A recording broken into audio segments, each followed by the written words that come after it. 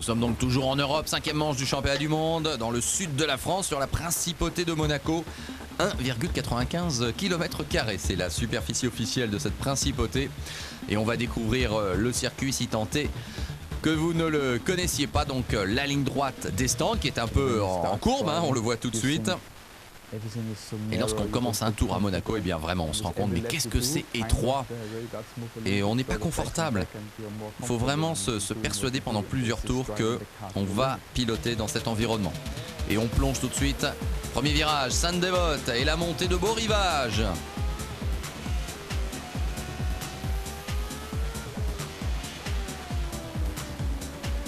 Massenet, Casino, Mirabeau, le Grand Hôtel, des noms de virages mythiques bien évidemment. La chose la plus importante à Monaco, c'est d'avoir un bon rythme. Une fois qu'on s'est installé dans un rythme, ça va, on a dominé un petit peu les appréhensions. Mais bon, il faut vraiment un effort particulier pour piloter ici à Monaco. Ensuite le virage du Portier et bien sûr une des grandes particularités de ce circuit, long d'un petit peu plus de 3 km seulement, c'est le tunnel à 285 km/h.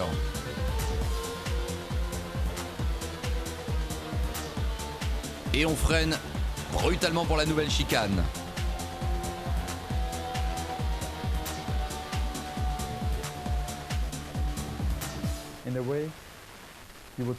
D'une certaine façon, on peut penser que c'est dangereux.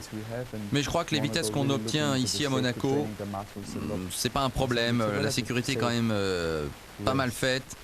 Les gens peuvent intervenir très rapidement et sont très professionnels. On arrive ensuite au virage du bureau de tabac et c'est la plongée absolument sublime du côté de la piscine. Regardez cet enchaînement, c'est pratiquement à fond aussi. Et enfin la dernière portion avec 2 virages encore à négocier. La fameuse Rascasse et le virage Anthony Nogues. Monaco, un circuit à nul autre pareil. On court ici depuis 1929.